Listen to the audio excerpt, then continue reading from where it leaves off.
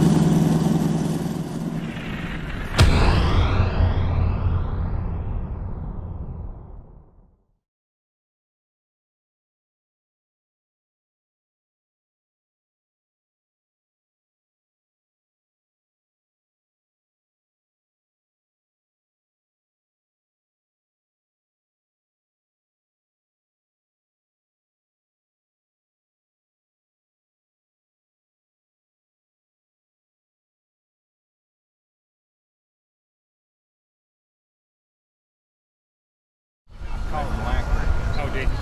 Yeah. 23 now? No, we got one blank. Oh, okay. Get somebody over.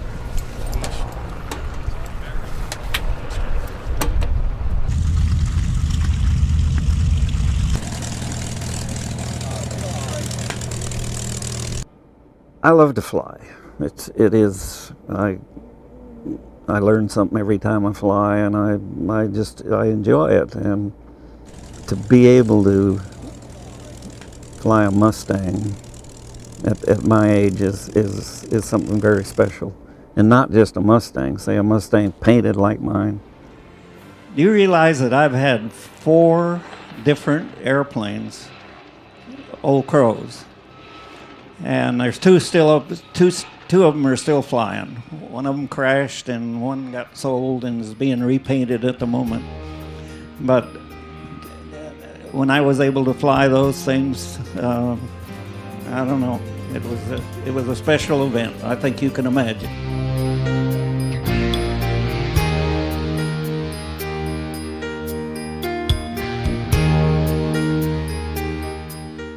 I tell my non-drinking friends or my Baptist friends that it's named after the most intelligent bird that flies in the sky, the crow. And that generally is recognized. The crow is a very cagey bird. But my drinking buddies all know it's named after that good old Kentucky straight bourbon whiskey.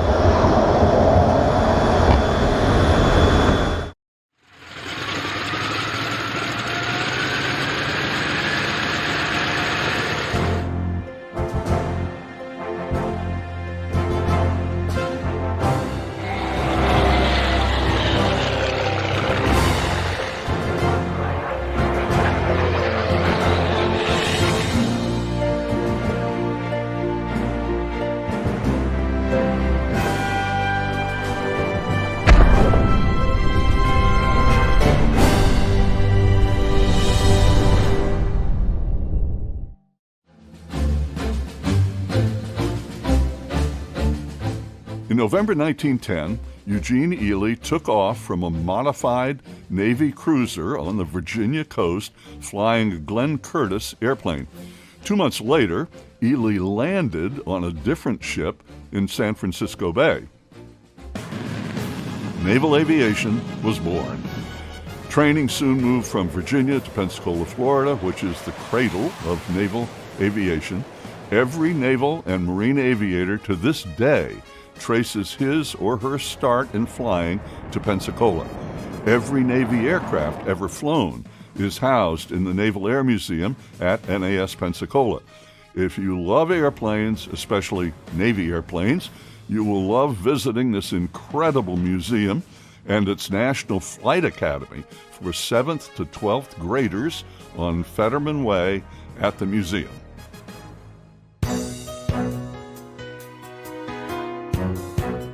The Navy's first ace was Naval Aviator number 85, David Ingalls, in 1918.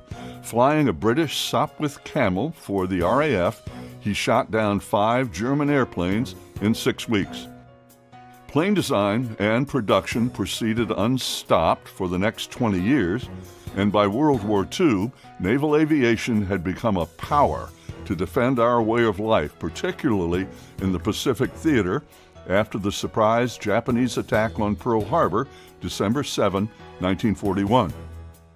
Just 4 months later, in April 1942, Jimmy Doolittle led 16 Army Air Corps B-25 bombers from the Navy carrier Hornet in a daring raid. They accurately and successfully bombed targets in Japan that sent a strong message to the Japanese leadership. The message: you made a huge mistake bombing America. Navy planes dominated in the Pacific War.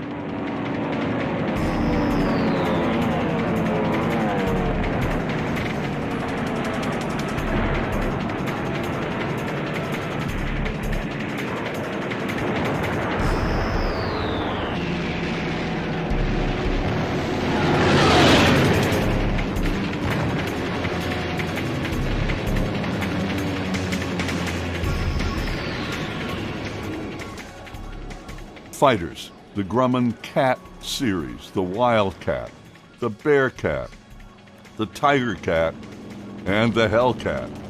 Hellcat pilots shot down over 5,000 Japanese airplanes in the Pacific. The late Alex Vashew, the Navy's 4th-ranking ace, said that he loved his Hellcat so much that if it could cook, he'd marry it. And we have 2 magnificent Cat airplanes to explore today, a Hellcat and a Bearcat. To do that with us, Rob Collins and Warren Peach. Rob is Chief Pilot and Executive Director of the Collins Foundation in Stowe, Massachusetts. He soloed at 16 and today has more than 3,000 hours in several of the Foundation's aircraft. Warren has more than 35,000 hours in a variety of aircraft. He is also an award-winning airshow pilot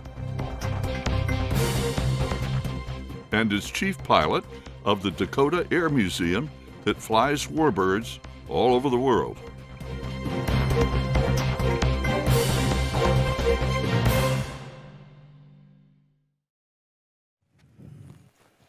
Good morning again.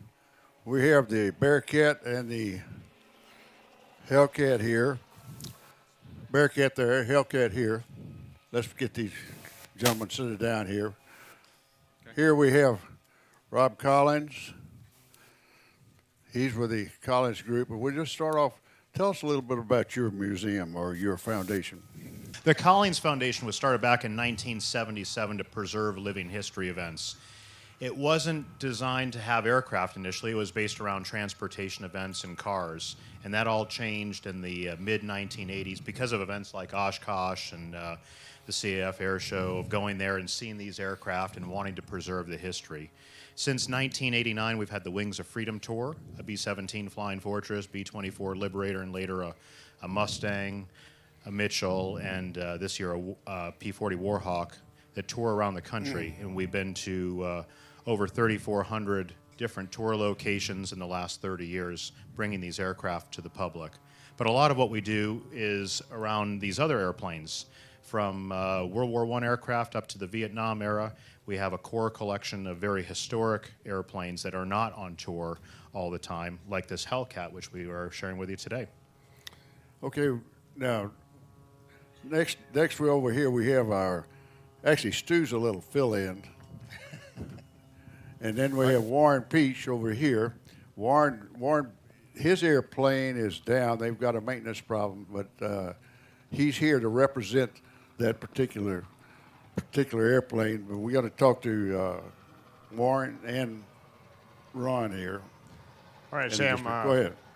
My name's Warren Peach. I'm with the Dakota Territory Air Museum, and I brought Stu Dawson in here to fill in for me because, as Sam was just saying, our airplane didn't make it here today because of maintenance issues, and I'm sure you'll all understand that. Tom Woods is generous enough to bring his Bearcat over here, so we've got one to look at anyway, and we sure appreciate that. I personally haven't flown a Bearcat. Stu test flew our airplane before it was before it had the maintenance issue, and so That's why we have Stu here. that's exactly right. Yeah, I could talk about the museum and other airplanes, but certainly not very smart about a Bearcat.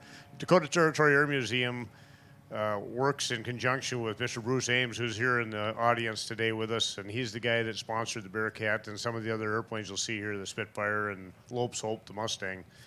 The museum in Minot, North Dakota has been there for 33 years now. We're about 55 airplanes. We've got about a dozen World War II aircraft that we fly out of there, and they fly on a fairly regular basis, do some air shows and some demonstrations and a lot of veteran work and educational programs. The Bearcat that we're working on is being done down in Breckenridge, Texas by Ezel Aviation. The airplane was purchased from Mr. Dusty Dowd, who collected up parts for 3 Bearcats over a 32-year period and is still involved in helping us finish that airplane. Really happy to be here. Glad to see a good crowd like this, and hopefully we'll answer some questions. Rob, tell us a little bit about the Hellcat. What was it designed for? Did it fill its mission? Did the Hellcat fill its mission? Yeah, I would say so. The Hellcat was designed to be an air superiority fighter in the Pacific, carrier-based. It was designed to destroy the Japanese Zero, which was kind of wreaking havoc with us earlier in the war. So the first mission flown by a Hellcat was September of 1943, and they used them till the end of the war, and in total they had about 5,200 victories for the loss of 270 Hellcats in air-to-air combat. And that was a 19-to-1 kill-to-loss ratio. That's the best ever for any piston-powered fighter, and a record that stood until the F-15. 300-plus aces were made in Hellcats. And to put in perspective what 5,200 victories is like, the Mustang didn't even break 5,000 in Europe. And you think of the number of P-51s that were there. So this is arguably, it's definitely the greatest naval fighter of all time. Historically, I would say one of the top 2 airplanes in the Pacific for the reasons we won the war. Without it, without the SBD or Hellcat, I don't think we would have won the war in the Pacific. And they built over 12,000 of these. And that's a pretty remarkable number considering the shorter time period that they had, just about 2 years of production. And that was only one factory doing that. When you look at other aircraft production, you know, as impressive as the B-24 production was at 18,000, that was spread over 4 factories. But this was just the Grumman factory churning out these aircraft, and that's a remarkable feat. What horsepower? Give us a little specs on this thing, horsepower and armament. The Hellcat's got the Pratt & Whitney 2800 on it. It's got a 2-stage blower, about 2,000 horsepower. It's not necessarily a fast airplane. The Corsair's a lot faster, Mustang's a lot faster, a lot of airplanes are quicker, but it climbs very well and it turns exceptionally well. And the air war in the Pacific was different than Europe, and it was built for that air war. What horsepower does it have now? 12? 2,000. 2,000. Okay, but how about the armament? What armament does it have on it? Hellcat was equipped with 650 caliber machine guns, and that's the way it remained throughout the war. You look at the Dash 3 and the Dash 5, there were very little changes to the airplane throughout its production run. Well, now you've flown it a good bit. How does it fly compared to the other Warbirds? It's a beautiful flying airplane. Don't tell keep your ears closed. It's so easy to fly. And that was really one of its greatest traits is stability. You made an airplane, Grumman built an airplane that was easy for that 20, 21-year-old kid to fly because now he's going to fly it on and off of an aircraft carrier. It's a great gun platform, and you could see why this airplane made a lot of aces. Does it have any quirks when you're flying at all? I wouldn't say any quirks. I mean, it's very Grumman when you're in the airplane. Kind of feels like a TBM or Wildcat right in between. It's just kind of a Grumman feel to it. Every airplane has their quirks, but there's really no bad habits it has. You can pull on this airplane and it's docile in the stall. Again, great for the fighter pilot. You don't want to make the airplane so tough where it's going to kill the pilot before he gets into combat. Right. And there was a lot of airplanes like that. There were really great fighter planes once the pilot learned how to fly them. Reason why the Hellcat had such a great kill-to-loss ratio in the Pacific, one reason, was the Corsair came in late.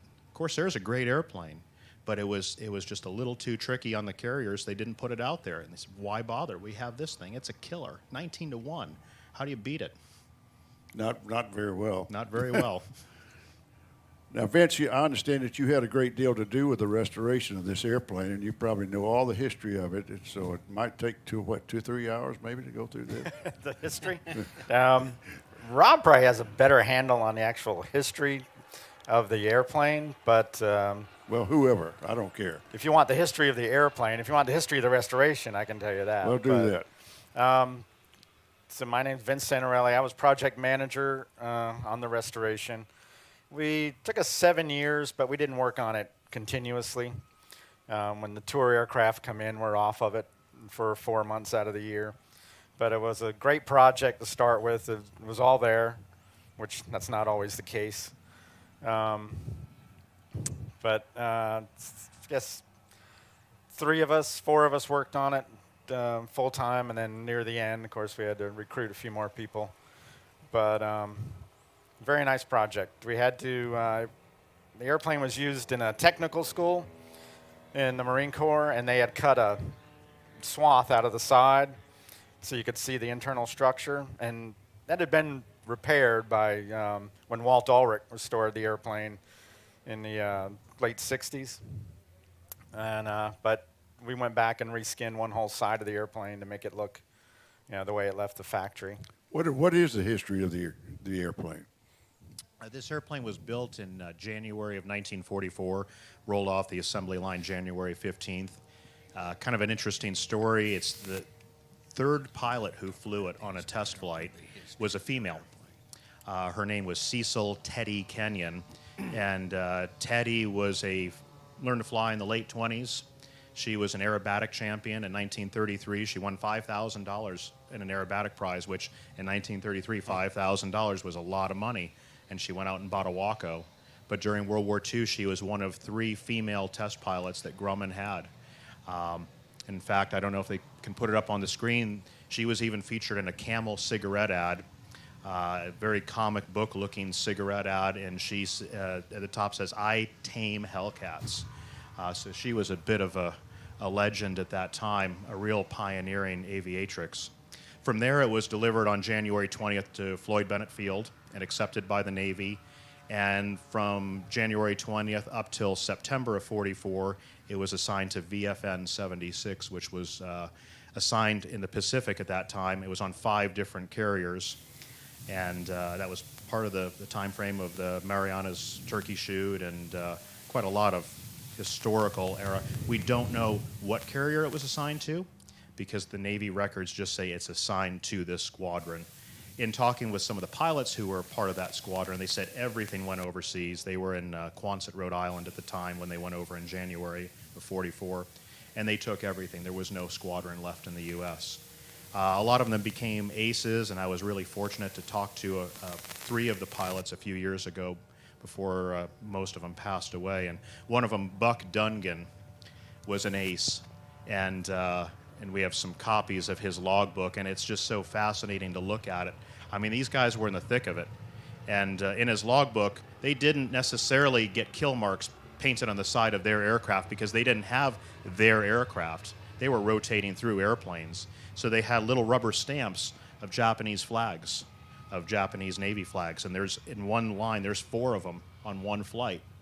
And on that mission, he shot down 4 roof float planes.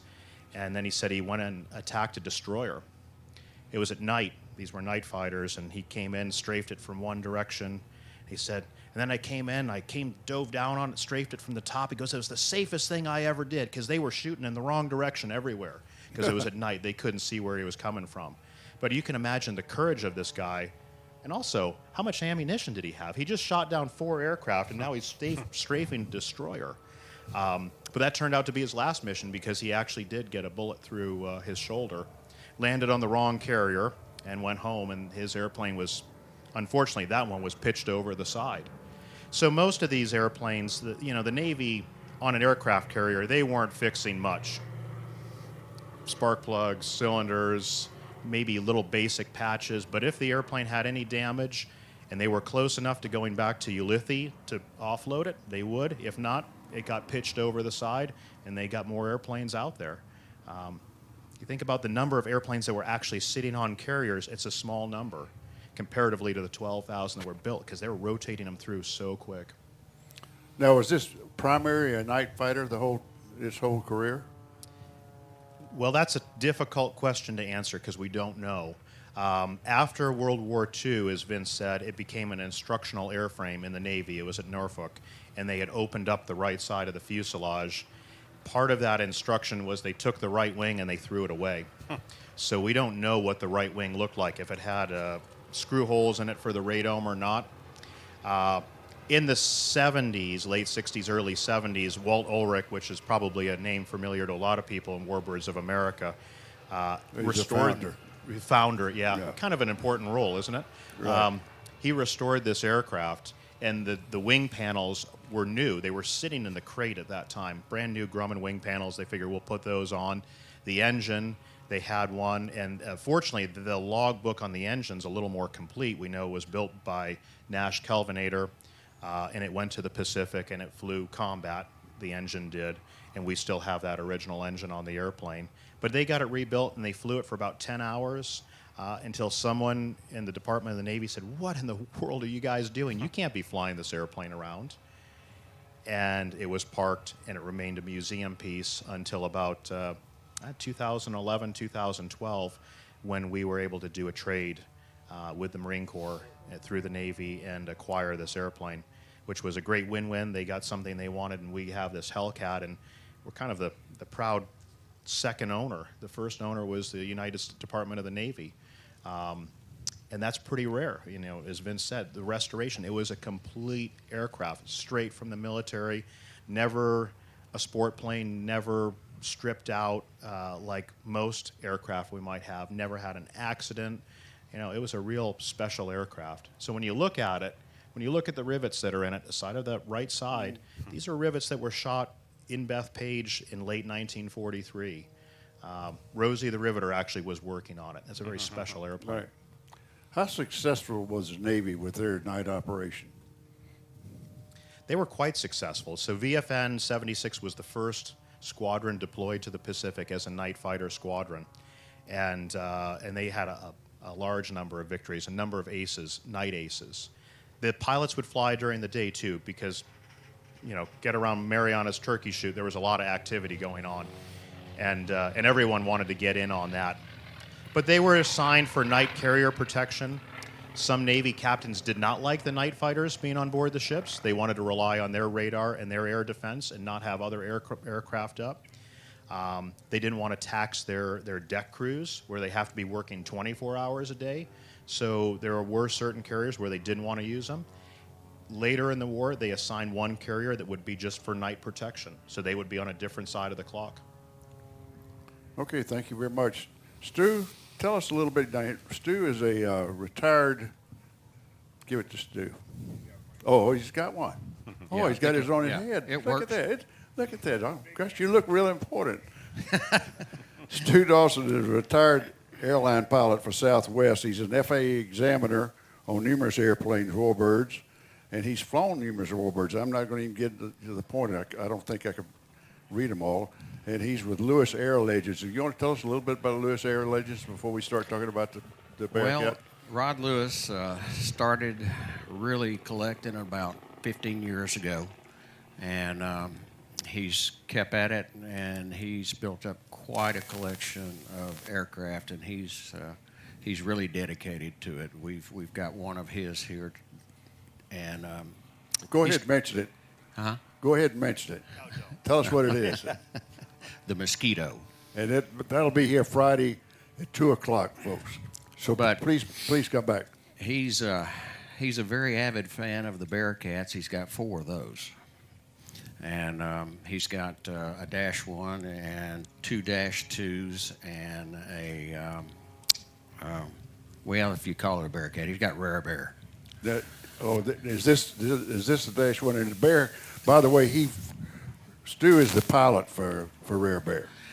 This, the aircraft that they have is a -1, and this is a -2. There's a few little differences. Okay. Very little difference. Very little difference. The tail's a little taller. I think with the -1, they found out they needed a little bit more tail because it kind of sits there and fishtails a little bit. But okay, now what was the design mission of this? To replace this airplane? no, this thing's more of an interceptor than it is a fighter. I mean, it's got real good performance. It won't turn with this one as hard, but it'll climb 6,000 feet a minute. And that's what it was used for. It was get up there, shoot, and get down. It only carried about 230 gallons worth of fuel, so you weren't going very far. But it's a real high-performance airplane. It's a great airplane. What power plant do you have in it? These had 2800s like this, except they're a little bit later model engine. There were 30W, and they're 2,250 horsepower. Now, did this see service in the World War II? Yeah, but it was late. It was late. Very late? Very late, but it did.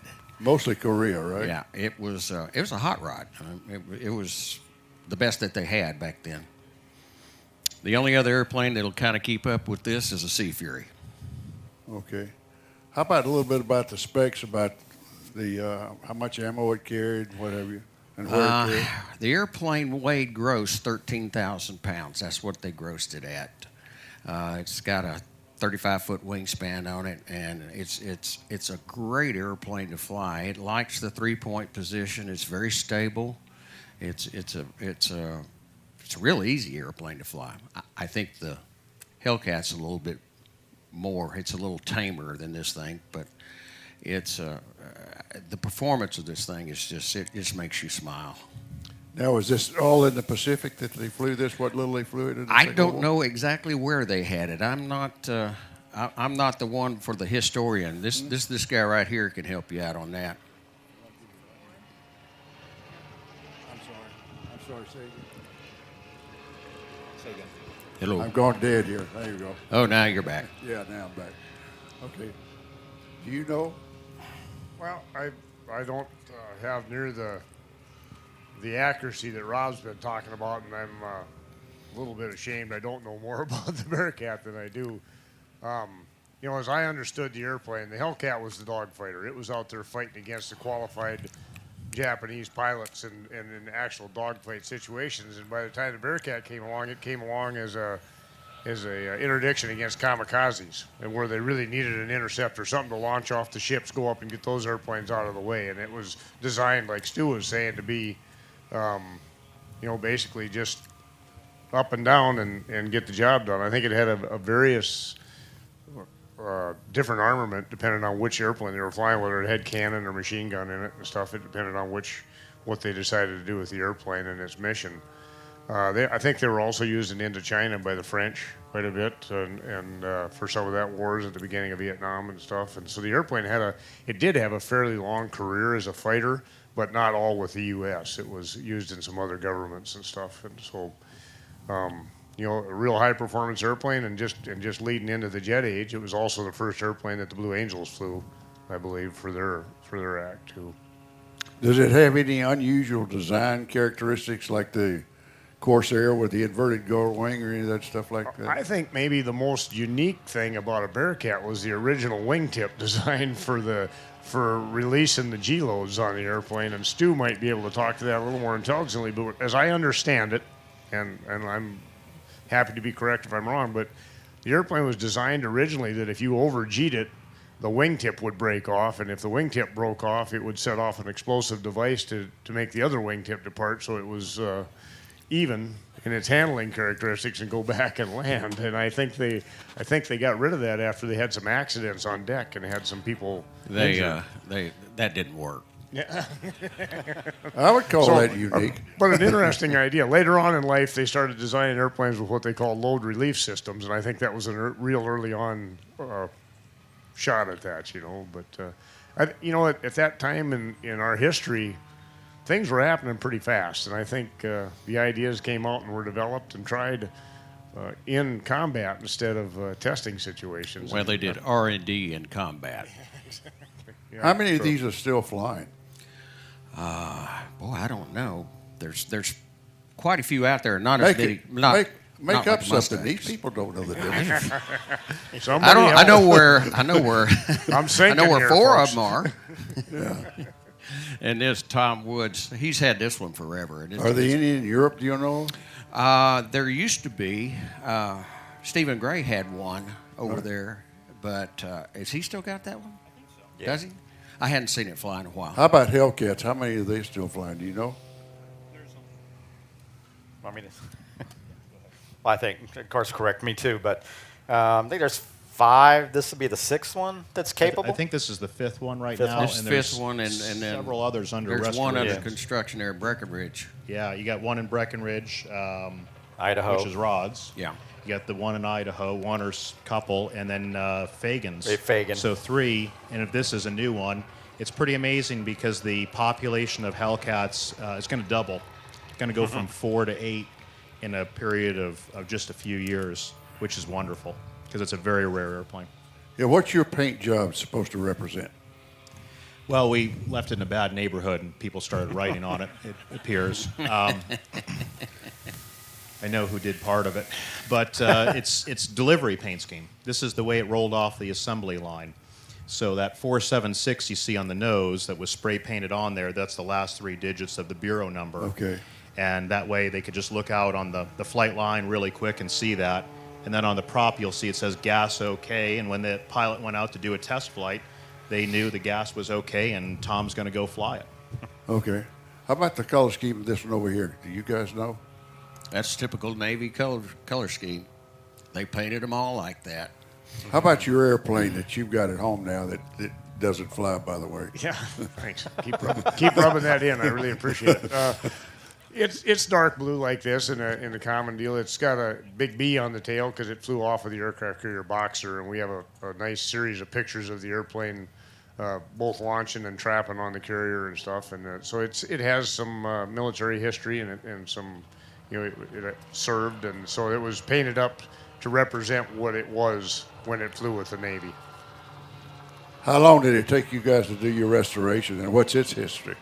Well, as I mentioned earlier, Dusty Dowd started collecting parts for Bearcats 32 years ago, I believe. Now, or maybe even more than that, if you include the restoration. And Bob Odegaard and Dusty and Jerry Beck and I were all talking about things at one point in time. And over the years, it ended up that Dusty kind of realized that it was probably a bigger project than he was going to get done. So he agreed to sell the collection to Bruce Ames, and Bruce contracted with Ezel Aviation to restore the airplane. It was a really complete set of airplanes. Great collection of not just parts, but also complete aircraft that had various sorts of damage. One of them had landed short of a runway and flipped on its back, and that's the airplane that we're restoring right now. And this whole, it still went all the way down to nothing. It's not quite like this. I don't think it's got this many original rivets in it like the Hellcat does, but it took it all the way down just to make sure everything is straight, and it's got all new spars in it. And how close to you to having it restored? Well, it flew once. Stu flew the airplane, and we had a mechanical issue with it. Yeah. I liked watching it, and I was sitting in it getting ready to go fly it when they pulled the oil screen and found some debris in the screen, and we elected not to fly it. So, I mean, I really would like to fly a Bearcat, and I was about that close when they pulled me out of it. And I was like, man, that just ain't right. I don't know what to do. August, we're hoping for August. We were really, really hoping to have this here, and, you know, it's just an ongoing series of things. The impeller was in to be balanced for the supercharger, and the balancing machine broke, and they sent it to another place, and they had problems. And, I mean, everybody here knows what that's like, I think. And so the airplane's sitting there waiting to just bolt the engine in and go fly it again, and we hope to do that in August. Now, does it have a particular color scheme that you picked out? Well, as I was saying before, it's in the... No, but is it for a particular squadron or anything like that? It flew off of the Boxer, and it's a aircraft 209 is the side on, just as it was with the Navy when it flew. It's not a particular pilot's airplane then? No. Okay. It's a real stunning restoration. Real pretty airplane. I mean, it's nice. It really is. Maybe next year. Yes. Tell me, what does it mean to you guys to fly these airplanes to these different air shows and have the people look at it and admire it like we have today? Personally, what does it mean to you? I'll start out that. I've told this story many times, but I painted a picture of a P-51 on the wall in my bedroom when I was 10 and started dreaming, and kept working towards it. And my whole life, I thought it was about the airplanes. I thought, man, I'm going to get to fly this airplane, and it goes really fast, and it's really going to be something. And once I got involved in it and started meeting the veterans and their families and hearing the stories, it became obvious to me that the airplane was a tool to get to those people and to use that airplane as a tool for honoring and educating people. And I can't help but, I flew a Spitfire down here this time that flew 74 missions in World War II, and you can't help but sit in that airplane and think about some young kid that came out of Poland and was in England fighting for his country, and trying to correlate that to what we're going through today in the world and what our responsibilities are, and to be able to look at some of those veterans and thank them and help them, I think, get through some of the stuff that were challenges for them throughout life, and to remember some of that stuff and be able to retell their stories is the biggest honor I could ever imagine. And if you can include some young people in those experiences and let them see what it took to maintain the freedoms of this country and the free part of the world, I think that's really the important part. It's a lot more than just a pretty go-fast airplane. It's a piece of history that needs to be used and used as entertainment too. Part of our motto at our museum at home is we're there to honor, educate, and entertain. And the entertainment is the hook. That's how you get people to come and look. But then once you get them in this situation, then you got to get on your soapbox and you got to tell a story. And you got to try to make people realize that this wasn't a fun time in our country's life, and it wasn't a fun time in those kids' life either. And it's something that we're all very fortunate that they did what they did. That's what it means to me. Yeah. Rob? Rob, you're an owner and a pilot, and a lot of the owners that bring these in, they say, I'm the caretaker of this airplane. I'm not the owner, I'm the caretaker. What do they mean by that? Well, I'm not the owner. The Collins Foundation is, and it's set up as a nonprofit. Well, your company then. Because we want it to be here into perpetuity. We want a succession plan that goes well beyond my lifetime and can keep these aircraft to share these stories, just to amplify everything that Warren said. We all believe in that. That's why we're here. We just love the veterans, and I would encourage everyone here, if you meet a veteran, especially the World War II veterans, take some time to hear their stories. It is absolutely remarkable. And we don't want to stop there. The Korean veterans, Vietnam, all the way up through today. They have very important stories, and we're very, very thankful for their sacrifices. So, yeah, a lot of us believe we're just going to be a temporary caretaker, a custodian of these aircraft. They'll outlive us if we do our jobs right, and we need to do that. But you need to do that by passing it on to the next generation with the young kids. And there's a lot of our staff, including our chief pilot. Yeah, there's a picture of him sitting in the B-24 when it did a tour stop as a young kid, and now he's the chief pilot. And hopefully he inspires the next young kid who's going to be taking this into the future, because we're not going to be taken into the future all that long. And if we forget this history, it's lost. And we can never forget what happened. We can never have a repeat of World War II. Well, I know from personal experience, because I was lucky enough to fly the B-17 for 20 years on tour, that when we first started, there were a lot of World War II veterans that came out to the airplane. I'm sure you had that too when you first started. And there was times that's the first time they'd seen that airplane since the Second World War, and they had good and mostly bad memories from it. Lost their friends, what have you. And I remember one instance, a gentleman came up to me, and he had gotten his crew together, the ones that were left, they had been shot down. And he said, I'm going to tell you something about the B-17, whether you want to know it or not. He started telling this story. And unfortunately, I don't remember the whole particulars of the story, but it's about him being shot down and who they had lost. The point being that when he got through, his wife came up to me and said, he just told you more about the Second World War than he's told me in 20 years. And it opens to the veterans and to their children and their grandchildren.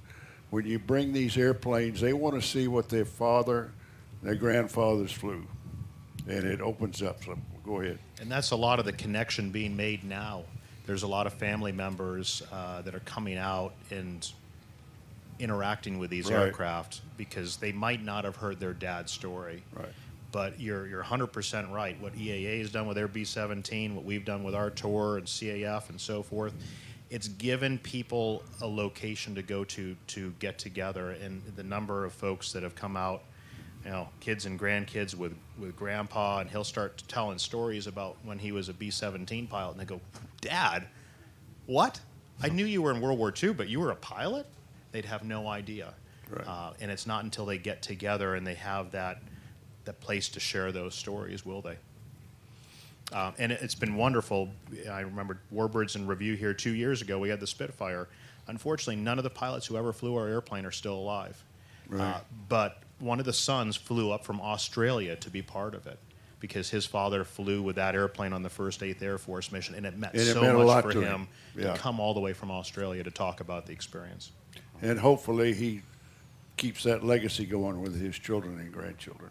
Absolutely. How about you, Stu? Well, keeping this alive is the most important thing. And I'm involved with checking people out in these airplanes and teaching them how to fly, and that's what I do. The generation that flew these airplanes in World War II is fast leaving us. And if you get a chance to talk to any of these people, you need to, and get their stories out of them and everything, because it's incredible what they did with these airplanes. These aren't jets. They don't go, 500 miles an hour. And the distances that they had to go and the things that they had to do to make this work is incredible. Yeah. So we need to get the younger people involved, and nothing's better than take a kid, put him in this airplane, and take him for a flight. I mean, it makes their day, and it really makes mine. Thank you. Folks, we've got a little time here. We're going to have a question and answer. We've got experts here. So if you'll raise your hand, they'll bring the mic to you. Try not to shout at us. We're all hard of hearing. Is it on? Good morning. 3 real quick questions. Is the Hellcat flying this week? Is the Mosquito flying this week? And Mr. Dawson, are they selling those T-shirts? I don't know about the Hellcat. No on the Hellcat till Sunday. Okay. Yeah, the Mosquito is going to fly. And The shirts are over there. Okay. Hi, for someone who flies light tailwheel, so Super Cubs, et cetera, what do you think are the right airplanes to start getting experience before you can start flying some of these heavier World War II aircraft? My recommendation would be Stearman than T6. That's what they were made for. These both being Navy carrier-based planes, I don't see tail hooks on either of them. Did they have tail hooks? I can speak to the Hellcat. Yes, it has a tail hook, and if you go around the back side, you'll see it's retracted into the fuselage. It extends electrically out. Maybe we can do a little demonstration Yeah, afterwards. still functions. Yeah, g'day.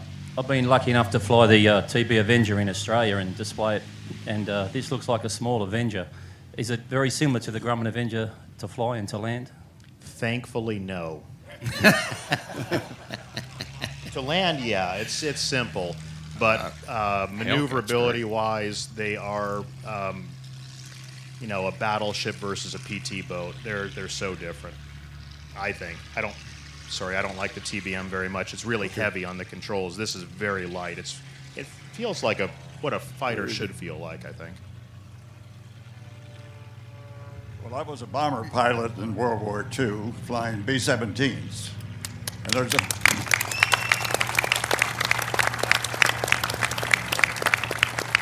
Thank you.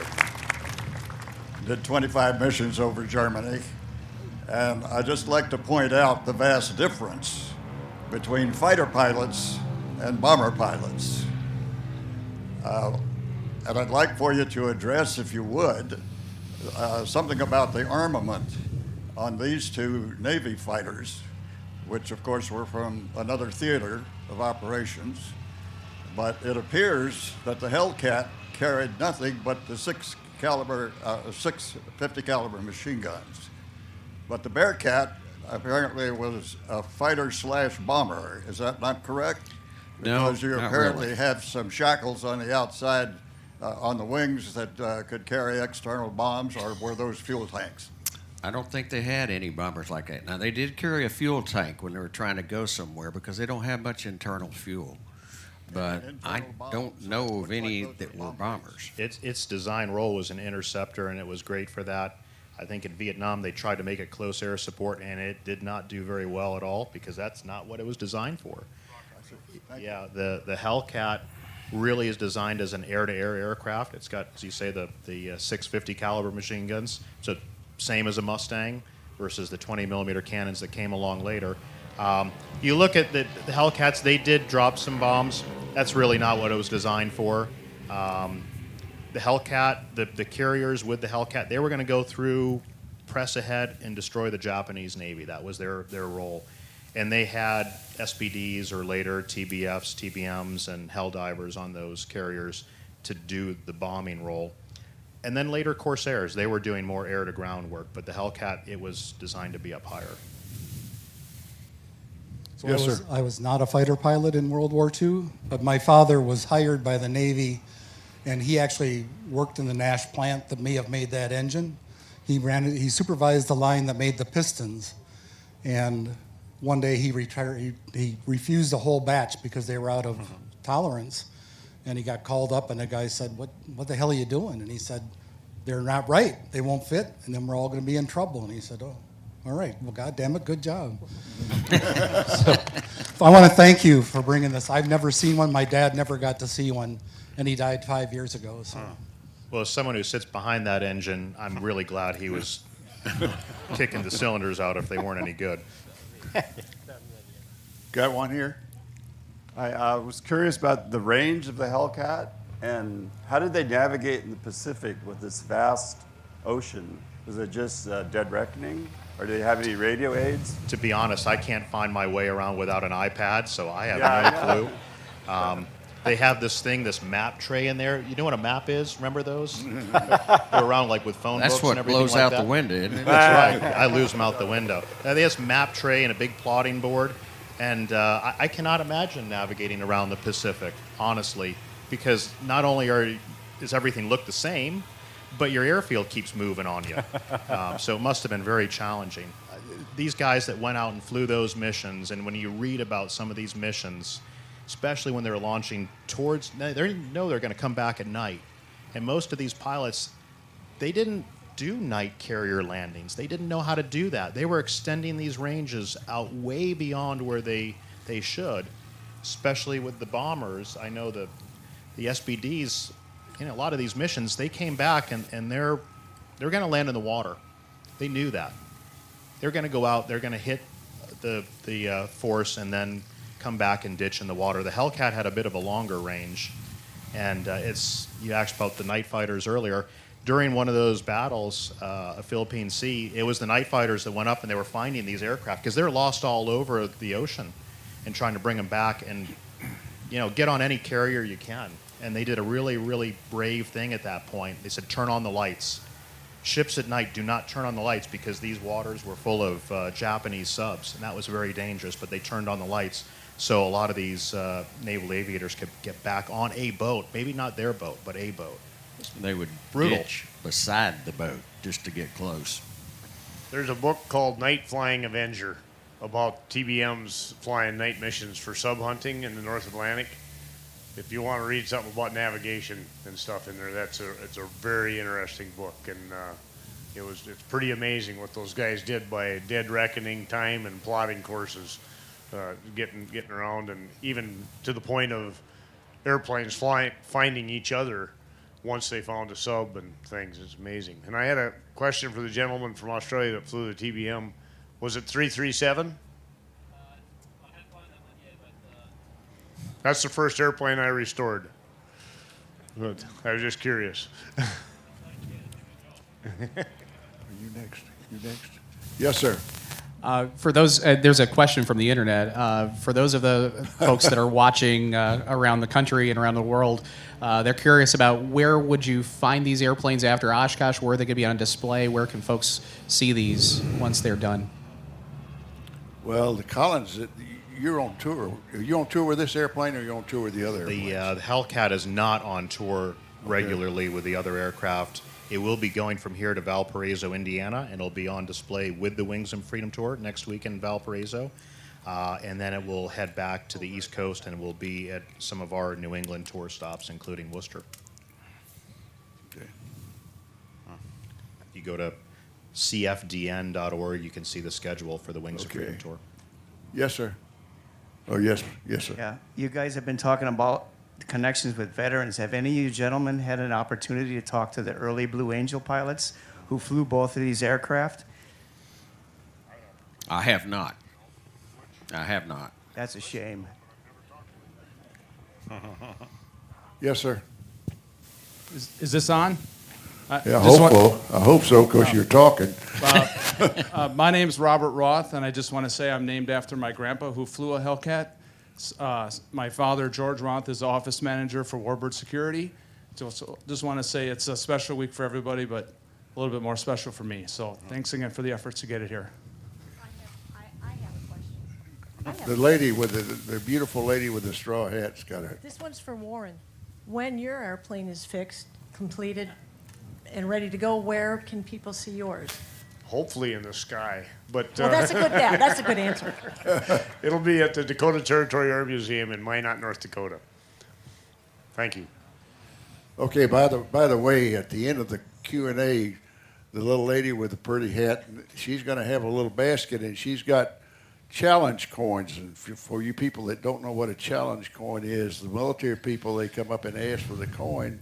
They know you have it, and if you don't have it, you have to buy them a beer. So that's what the challenge coins are for. And they're donated by the Fighters World War II Museum, that's Fagan Fighters Museum, in Granite Falls, Minnesota. And while I'm making that point, I'd also like you mention the fact that you had a phone call there with a question, and that's coming from flyingtv.com. And they're over there in the little blue tent, there's a discount coupon that you can use to get on flyingtv.com. Kyle, how many different flying articles? There's 700 different items that you can look at in there, including all this Warbirds in review. All of them. Was there any more questions? Okay. Okay. Yes. Go ahead. A question for you about the Hellcat. What's the operating costs of the Hellcat? What kind of speeds do you use and on flying in on this and coming over the fence? Can you see the runway, or is it kind of blind? The operational cost right now is probably somewhere around $300,000 an hour till we pay down the restoration. I don't know. It's it's a lot. I just want to say thanks to Gary out there, Carlos, Chris, some of the crew that restored this aircraft and did such a beautiful job are here. Yeah, have them stand up. Have them stand up. If it weren't for these guys and Vince and everyone back in the shop, Jeff and all the team, this airplane wouldn't be here. So it's a big thanks to them. Speed-wise, the airplane can come in pretty slow. It's indicating 80 knots. I think it's actually doing a little faster than 80 knots. It's a nice 3-point attitude with that. Cruising, it's showing 175. I think, again, that's slow. It's probably true more around 190, 200. What was the other part of the question? Anything else? Visibility. Oh, yeah, it's not bad. Cow flaps block most of my view, I think. That's the harder part. Being able to see is overrated. Sorry? Being able to see is overrated. Yeah, if you want to see where you're going, don't fly these airplanes. One more question.